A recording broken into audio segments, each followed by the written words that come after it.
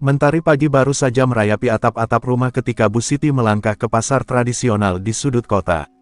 Seperti biasa, perempuan tua itu mengenakan kebaya sederhana dan membawa tas anyaman favoritnya. Ia adalah sosok yang dikenal ramah oleh para pedagang, selalu tersenyum dan tak pernah menawar berlebihan. Namun, hari itu, suasana pasar terasa berbeda. Para pedagang tampak gelisah, beberapa di antaranya bahkan mulai mengemasi barang dagangan mereka dengan terburu-buru. Di ujung pasar, suara teriakan kasar menggema.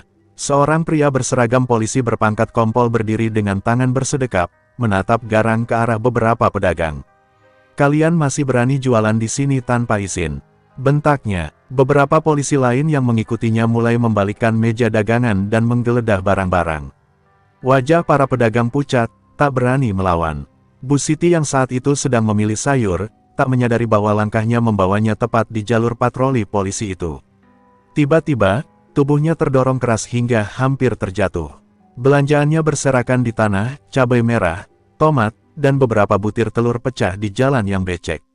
Dengan tangan gemetar, ia mencoba meraih barang-barangnya, tapi suara tawa sinis menghentikannya.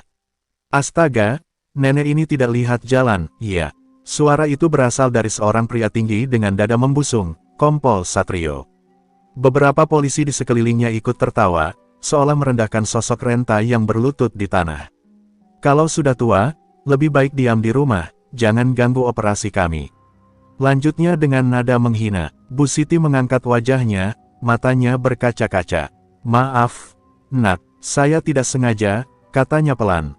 Namun, Satrio tidak peduli. Dengan kaki bersepatu hitam mengkilap, ia menendang satu butir tomat yang masih utuh, membuatnya terpelanting jauh. "Halah, sok meminta maaf.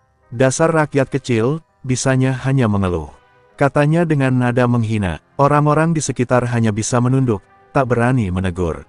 Pedagang yang tadi berbincang akrab dengan Bu Siti pun berpura-pura tak melihat.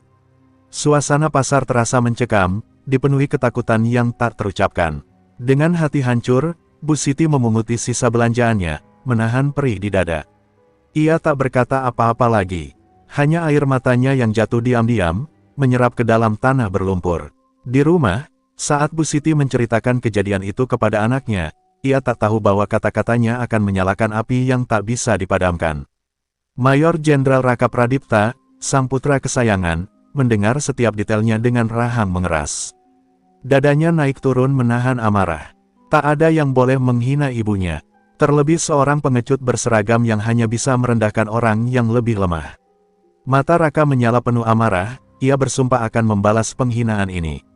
Malam itu, suasana rumah kecil Bu Siti terasa begitu hening. Namun, di dalam dada Mayor Jenderal Raka Pradipta, badai kemarahan berkecamuk liar. Ia duduk di ruang tamu dengan rahang mengeras, mendengarkan ibunya bercerita dengan suara lirih. Setiap kata yang keluar dari bibir perempuan itu terasa seperti bara api yang membakar kesabarannya. Ia melihat tangan ibunya yang masih gemetar, mencengkram ujung kain kebayanya seakan berusaha menahan rasa sakit. Harga diri seorang ibu telah diinjak-injak di depan umum, dan dunia membiarkannya begitu saja. Tanpa sepatah kata pun, Raka bangkit dari duduknya dan masuk ke kamar.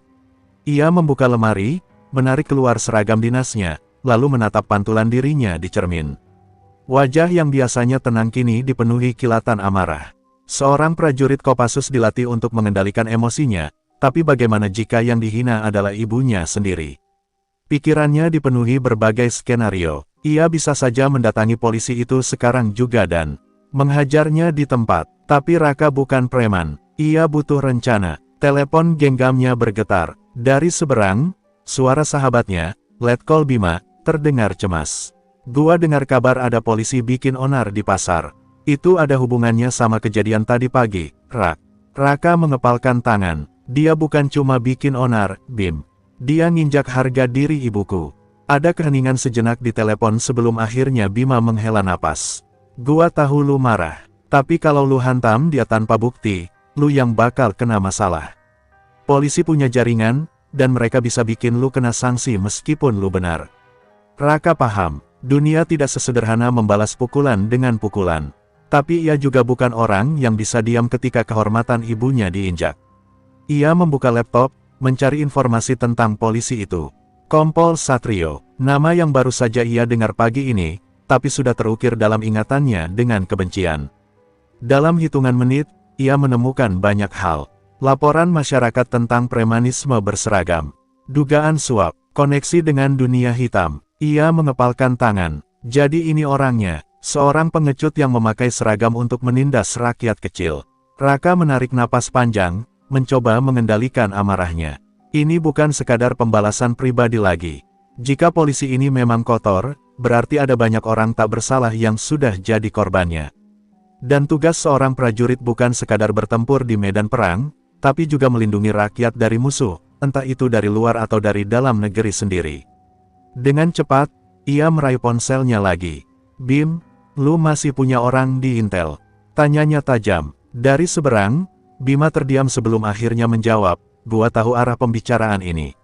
Oke, gua bakal cari tahu lebih banyak tentang Satrio.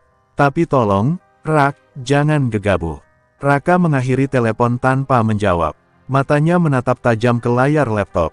Amarahnya belum reda. Ia tidak akan gegabah. Tapi satu hal pasti, Kompol Satrio akan membayar untuk semua penghinaan dan kejahatannya. Hari itu, sebuah acara resmi mempertemukan petinggi TNI dan Polri dalam sebuah forum koordinasi keamanan nasional. Raka melangkah memasuki aula pertemuan dengan seragam dinasnya yang rapi, wajahnya dingin dan penuh ketegasan. Namun, di dalam dadanya, amarah masih membara. Kompol Satrio juga ada di sini. Ia sudah memastikan hal itu sejak semalam, setelah mendapatkan daftar tamu yang diundang. Raka bukan tipe yang mencari masalah tanpa alasan, tapi setelah apa yang dilakukan polisi itu kepada ibunya, ia tidak akan tinggal diam. Saat pandangannya menyapu ruangan, ia menemukannya. Kompol Satrio, pria itu berdiri dengan penuh percaya diri, tertawa bersama beberapa rekannya, seakan dunia ini adalah miliknya. Wajahnya sama sekali tidak menunjukkan penyesalan atas perbuatannya. Bahkan, ketika mata mereka bertemu, Satrio justru menyeringai, seolah-olah menantang. Ini bukan hanya tentang ibunya lagi. Ini tentang seorang pengecut yang merasa berkuasa karena berseragam. Tanpa membuang waktu, Raka melangkah mendekat. Suara tawa di sekitar mereka perlahan meredup ketika orang-orang menyadari keberadaan sang jenderal. Kompol Satrio, ujar Raka dengan suara tenang namun dingin. Satrio menoleh, masih dengan senyum meremehkan. Mayor Jenderal Raka Pradipta, balasnya, pura-pura sopan. Sungguh suatu kehormatan bertemu dengan legenda Kopassus. Raka tak menggubris basa-basi itu. Aku dengar kau bertindak kurang ajar di pasar tempo hari, katanya langsung ke inti. Suaranya tidak meninggi, tapi ada ancaman yang jelas di dalamnya. Satrio terkekeh, melirik rekan-rekannya seolah meminta dukungan. Ah, soal itu, aku tidak tahu kalau perempuan tua itu adalah ibumu, Jenderal, katanya santai. Tapi, ya, kalau dia tersinggung, itu bukan urusanku. Lagi pula, kita punya tugas masing-masing. Bukan, darah Raka mendidih. Seorang prajurit terlatih bisa menahan diri, tapi ada batasnya. Dalam hitungan detik, tangannya sudah mencengkram keras seragam Satrio, menariknya mendekat. Ruangan seketika sunyi. Beberapa petugas keamanan bergerak gelisah, tapi tak ada yang berani mendekat. Dengar baik-baik, Satrio, suara Raka hampir berbisik, tapi tajam seperti belati. Aku tidak peduli kau tahu atau tidak. Yang aku pedulikan adalah kau telah menghina ibuku, dan kau bangga melakukannya. Itu kesalahan besar. Satrio berusaha tetap tenang, tapi keringat dingin mulai terlihat di pelipisnya. Jenderal, kita di forum resmi, katanya dengan suara yang sedikit gemetar. Tindakan ini bisa mencoreng nama baikmu. Raka tersenyum miring, lalu mendorong Satrio ke belakang dengan kasar. Nama baikku tidak ada hubungannya dengan ini. Tapi kalau kau pikir seragammu bisa melindungimu dari konsekuensi perbuatanmu, kau salah besar. Sejenak, suasana menjadi tegang. Semua orang menunggu apakah Satrio akan membalas atau justru mundur. Namun, ia memilih diam, hanya menelan ludah dan mengusap keras seragamnya yang kusut. Raka menatapnya tajam, lalu berbalik pergi. Pertemuan ini hanya permulaan. Kompol Satrio mungkin bisa bersembunyi di balik seragam dan jabatannya, tapi Raka akan memastikan bahwa keadilan tetap berjalan. Pertemuan di forum itu menjadi buah bibir di kalangan petinggi. Banyak yang terkejut melihat seorang Mayor Jenderal Kopassus hampir mencederai seorang perwira polisi di acara resmi. Keesokan harinya, telepon Raka tak henti-hentinya berdering. Beberapa atasan di militer memperingatkannya agar berhati-hati, sementara yang lain mendukung tindakannya secara diam-diam. Tapi ada satu hal yang pasti, Kompol Satrio tidak akan tinggal diam.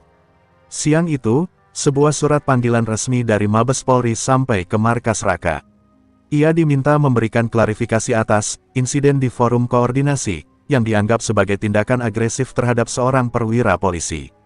Raka hanya tersenyum sinis membaca surat itu. Jadi, sekarang mereka mau bermain dengan hukum. Ia tahu bahwa dunia ini tidak adil. Orang seperti Satrio bisa menindas rakyat kecil dan lolos tanpa konsekuensi, sementara mereka yang melawan sistem justru dipersulit. Namun, sebelum ia sempat menanggapi panggilan itu, Letkol Bima datang dengan wajah serius. "Gua dapat laporan dari Intel," katanya tanpa basa-basi. "Satrio bukan cuma polisi biasa yang korup. Dia punya koneksi dengan jaringan mafia pasar gelap. Mereka yang menyuap dia untuk mengamankan operasi ilegal di berbagai kota." Raka menyipitkan mata. Jadi, ini lebih besar dari sekadar penghinaan terhadap ibunya. Satrio bukan hanya seorang polisi arogan, dia adalah bagian dari sistem yang busuk. Bima melanjutkan, "Ada satu hal lagi. Sepertinya dia berusaha membalas dendam ke lu. Gua dengar dia sedang mencari cara untuk menekan lu lewat jalur hukum atau bahkan lewat cara yang lebih kotor." Raka terkekeh. "Kalau dia mau main kotor, berarti dia benar-benar bodoh," katanya dingin. "Karena dia lupa satu hal, gua bukan orang yang bisa ditakut-takuti." Namun, Raka juga tahu bahwa ini bukan sekadar pertarungan pribadi lagi. Jika Satrio benar-benar bagian dari jaringan mafia, maka banyak orang yang sudah menjadi korban ketidakadilan ini. Jika ia ingin bertindak, ia harus melakukannya dengan cara yang benar. Dengan penuh keyakinan, ia mengambil ponselnya dan menghubungi seorang rekan lamanya di Badan Intelijen Negara. "Gue butuh semua informasi tentang Kompol Satrio dan siapapun yang ada di belakangnya," katanya singkat. Sementara itu, di tempat lain, Satrio duduk di kantornya dengan ekspresi marah. Tangannya mengepal, wajahnya memerah. "Bangsat itu pikir dia bisa mempermalukan gue dan lolos begitu saja," geramnya. Salah satu anak buahnya, seorang perwira muda, berbicara dengan suara ragu, "Tapi, Pak, dia Mayor Jenderal Kopassus." "Kalau kita bertindak gegabah," Satrio langsung membanting gelas ke lantai, membuat anak buahnya terdiam ketakutan. "Gue gak peduli siapa dia. Gue bakal pastikan dia jatuh." Namun, Satrio tidak sadar bahwa langkah-langkahnya sudah diawasi. Raka tidak hanya akan membalas penghinaan, tapi juga akan memastikan bahwa Satrio dan seluruh jaringan kotornya dihancurkan dari akarnya. Ini bukan lagi tentang harga diri, ini adalah perang melawan kejahatan yang telah lama berakar dalam sistem. Malam itu, Raka duduk di ruang kerjanya dengan mata tajam menatap berkas-berkas yang baru saja diterima dari rekannya di Badan Intelijen Negara. Semua bukti sudah ada di tangannya. Data rekening mencurigakan, rekaman transaksi gelap, hingga laporan saksi yang membuktikan keterlibatan Kompol Satrio dalam jaringan mafia pasar gelap. Ini bukan sekadar kasus korupsi kecil, Satrio adalah bagian dari sindikat yang mengendalikan distribusi barang-barang ilegal di beberapa kota besar. Polisi itu bukan hanya pengecut yang menghina ibunya, tapi juga penjahat berbahaya yang harus disingkirkan. Namun, Raka tahu bahwa menangkap orang seperti Satrio tidak bisa dilakukan sembarangan. Jika ia bertindak tanpa rencana, mafia di belakang Satrio pasti akan mencoba melindunginya atau bahkan menghilangkan bukti-bukti yang ada. Maka, ia menyusun strategi. Malam itu juga, ia menghubungi beberapa perwira tinggi yang masih memegang teguh prinsip keadilan di kepolisian dan militer. "Ini bukan hanya soal dendam pribadi," katanya dalam pertemuan rahasia. "Ini tentang membersihkan institusi dari orang-orang busuk yang menyalahgunakan kekuasaan mereka." Keesokan harinya, operasi besar dilakukan. Pasukan khusus dari kepolisian dan intelijen militer serentak menggerebek beberapa lokasi yang terhubung dengan jaringan mafia pasar gelap. Gudang-gudang penyimpanan barang ilegal disita, beberapa kaki tangan Satrio ditangkap, dan transaksi haram yang selama ini berjalan di bawah radar akhirnya terbongkar. Di tengah kepanikan, Satrio mencoba melarikan diri, tapi takdir berkata lain. Saat ia hendak keluar dari kantornya, Raka sudah berdiri di sana, menunggunya dengan ekspresi dingin. "Permainanmu selesai, Satrio," ujar Raka dengan suara rendah namun penuh ketegasan. Satrio yang biasanya penuh percaya diri kini tampak pucat, keringat mengalir di pelipisnya. "Kau pikir bisa menangkapku begitu saja?" katanya dengan suara gemetar. Namun sebelum ia bisa melangkah mundur, beberapa anggota kepolisian bersenjata lengkap sudah mengepungnya. Salah satu petinggi kepolisian maju dan menunjukkan surat perintah penangkapan. "Kompol Satrio, Anda ditangkap atas tuduhan korupsi, penyalahgunaan wewenang, dan keterlibatan dalam jaringan kriminal," katanya tegas. Saat borgol dikunci di pergelangan tangannya, Satrio menoleh ke arah Raka, matanya penuh kebencian. "Kau pikir ini akan membuat ibumu bangga?" katanya dengan tawa pahit. Raka menatapnya tajam, lalu mendekat dan berbisik, "Ibuku tidak butuh aku untuk membalas dendam. Tapi dia butuh keadilan, dan hari ini, aku memberikannya." Hari itu menjadi momen besar. Media meliput penangkapan Kompol Satrio dan jaringan kriminalnya, membuka mata banyak orang tentang betapa kotornya beberapa bagian dalam sistem hukum negeri ini. Di rumah, Bu Siti menonton berita itu dengan mata berkaca-kaca. Ia tidak pernah meminta anaknya melakukan semua ini, tapi jauh di dalam hatinya, ia tahu bahwa Raka bukan hanya membela kehormatan ibunya, tetapi juga keadilan bagi banyak orang yang selama ini tidak bisa melawan. Malamnya, saat Raka pulang, ibunya menatapnya dengan senyum hangat. "Kau tidak perlu melakukan semua ini untuk ibu," katanya lembut. Raka tersenyum kecil, lalu menggenggam tangan ibunya dengan penuh kasih. "Aku tidak hanya melakukannya untuk ibu," bisiknya. "Aku melakukannya untuk semua orang yang pernah diperlakukan tidak adil oleh orang seperti dia." Malam itu, untuk pertama kalinya sejak kejadian di pasar, Bu Siti tidur dengan hati yang tenang, karena ia tahu bahwa anaknya tidak hanya seorang prajurit, tetapi juga seorang pejuang keadilan.